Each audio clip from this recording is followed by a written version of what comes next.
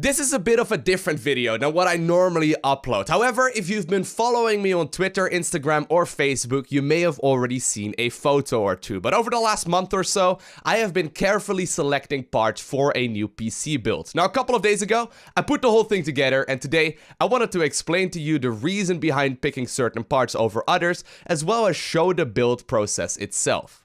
The ultimate goal for this PC build was to be able to do gaming, video editing, video rendering, and live streaming all at the exact same time. Now, my old PC wasn't necessarily bad, but it was starting to show some age. For example, I was limited to streaming at 720p at 60 frames a second, I was starting to drop frames quite heavily in newer titles in particular, and I had the feeling that my motherboard was slowly running into more and more issues. And besides that, of course, since I do upload these daily YouTube videos, I was spending about an hour to an hour and a half every single day rendering out the videos, which essentially means that I can't use my PC during that time. And obviously, better and newer hardware is going to be vastly superior in that process. As is the case with most builds, I also decided to get started by installing my CPU on the motherboard. Now, the CPU was most definitely the most tricky part for me to choose.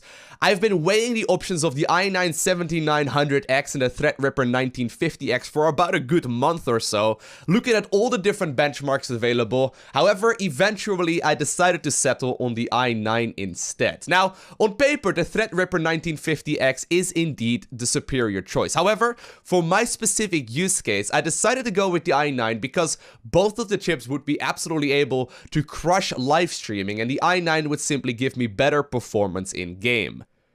Now, of course, you gotta keep in mind that this is a very specific use case. If you're gonna be buying either an i9 or a Threadripper for primarily video games, you are honestly just simply wasting your money. For most workstation tasks, the Threadripper is just simply going to be superior. And if you are going to be mostly playing video games, you are probably better off buying a Ryzen 5, a Ryzen 7, or maybe a 7700K or the 8700K once it does release. However, since I am indeed gonna be playing video games as well as rendering and live streaming at the exact same time off of a single PC setup, I figured that the i9 was the way to go because a lot of the games that I personally play on a daily basis, such as for example StarCraft 2, they are just simply not optimized for multi-threaded workloads. As far as the motherboard goes, I decided to go with the Asus Strix X299E gaming motherboard, even though it's got gaming in the name, which I personally don't really like all too much. It has all the features that I need, and it's got great reviews as well.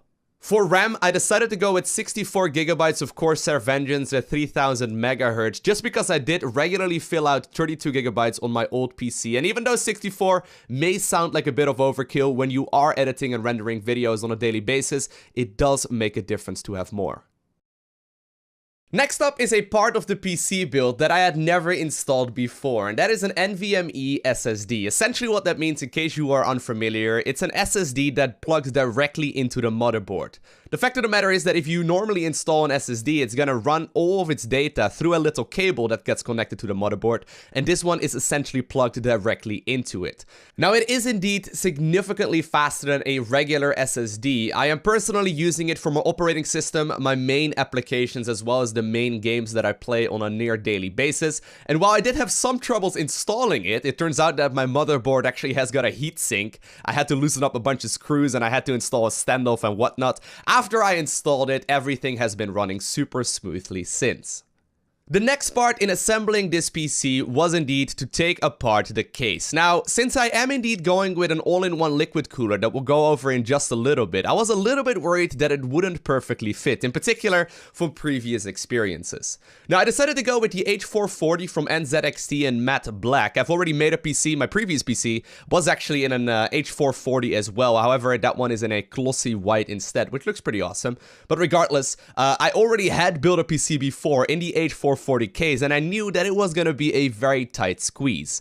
So I ended up removing 4 of the hard drive disk bays, just because it should improve some airflow as well as create some more room for me to install the radiator in.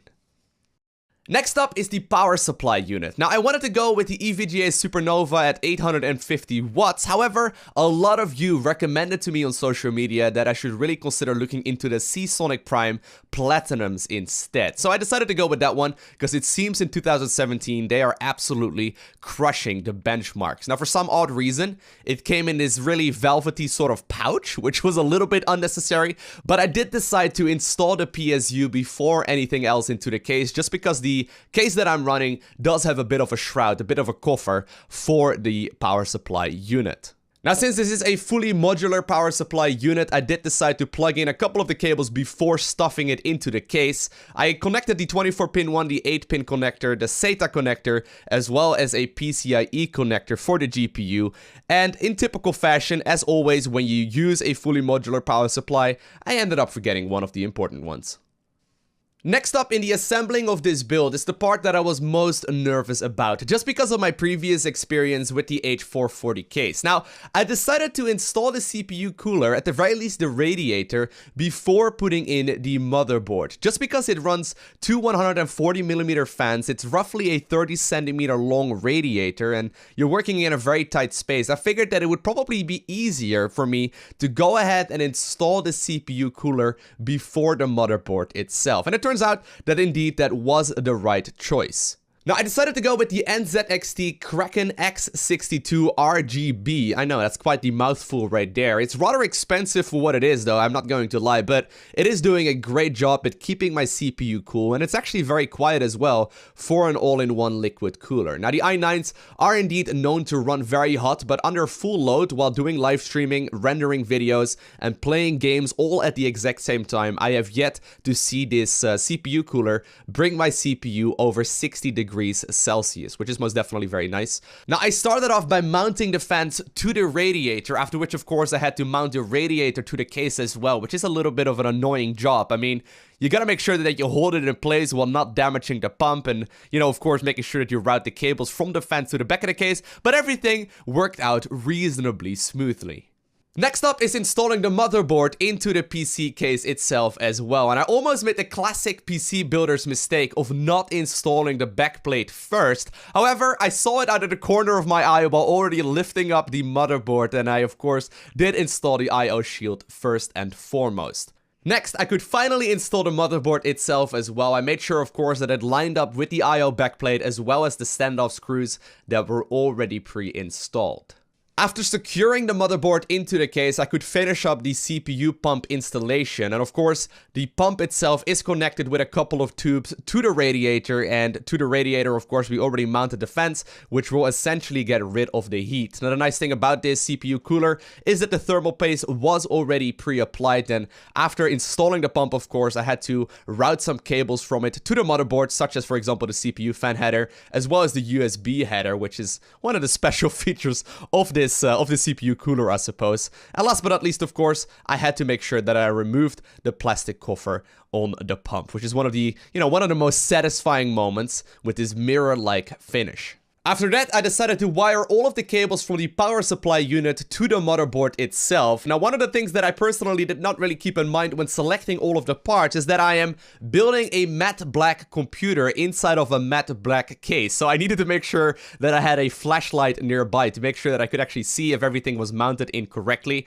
Now, the downside of installing a radiator first is that you are indeed dealing with very, very tight spaces, but everything just barely worked out properly. I installed all of the PSU cables like I mentioned, and I also connected all of the case headers to the motherboard itself. At this point, essentially all of the tricky parts of building a PC are behind us. All I needed to do now is install the graphics card. Now, I decided to go with the GTX 1080 Ti, essentially the best consumer-grade graphics card on the market right now, and of course, I decided to go with NVIDIA as well, just because I do make use of the CUDA acceleration when rendering video on a daily basis.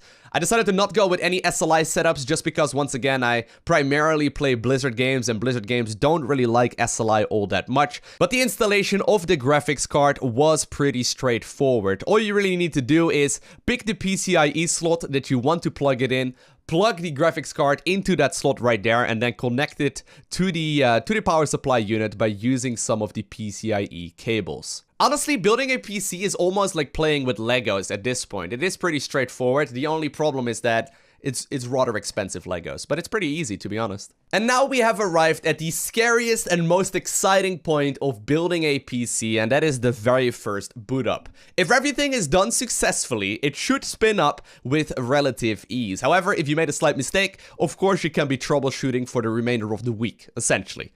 Now, I grabbed a monitor, I grabbed a mouse and keyboard, hooked them up to the computer, connected the computer and the monitor to power, flipped the switch on the power supply unit, and then I pressed the power button on the computer. Now, of course, as you may have noticed, I did not decide to build the PC first outside of the case. I immediately jumped into the deep end of the pool, but as soon as I pressed the power button, the fans went on, the LEDs went on, and while I realized that apparently I did not properly connect the case fan connector to the power supply unit, about 30 seconds afterwards, I did see the motherboard screen with information as well, and it went straight into the BIOS.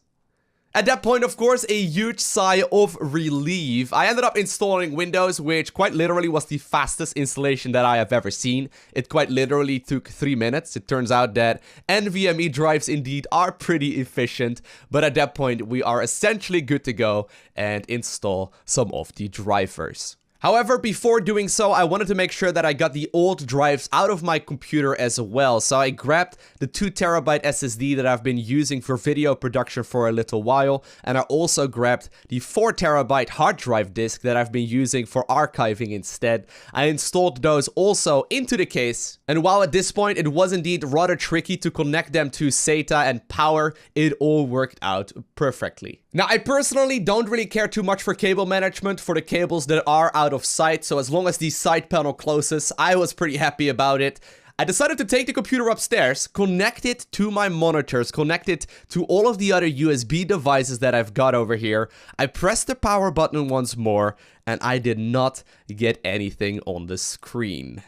Now, this is a part of the build that I quickly want to brush over because it's honestly one of the most frustrating experiences that I have ever had while building a PC. It took me until 4 in the morning, about 8 hours or so later, to figure out what the issue was with the help of a friend. At that point, I was already feeling like throwing this entire machine out of the window. The RAM was not properly detected. Half the time it would not be able to turn on the computer at all. And it turns out that while testing the computer downstairs and installing Windows downstairs, I used an HDMI cable. However, for some odd reason, while installing the PC upstairs, I did not get any display over the DisplayPort adapters that I usually use. In the end, it turned out to be nothing more than just simply changing a BIOS setting, which essentially disabled the use of DisplayPort adapters for some very odd reason. But ever since I changed that BIOS setting up, a couple of days later right now, everything has been running perfectly. Render times are about 2 to 3 times faster than my old PC. I can stream flawlessly right now at 1080p, 60 FPS while having perfect frame rates in game as well. And everything has been working like an absolute charm. I hope you enjoyed this bit of a change of pace on the YouTube channel. If you did and you haven't already, make sure you hit that subscribe button down below so you get a notification as soon as future videos go live as well. But other than that, I want to thank you very much so for watching. Have an amazing day. Do not forget to smile, alright? And I will see you in the next one.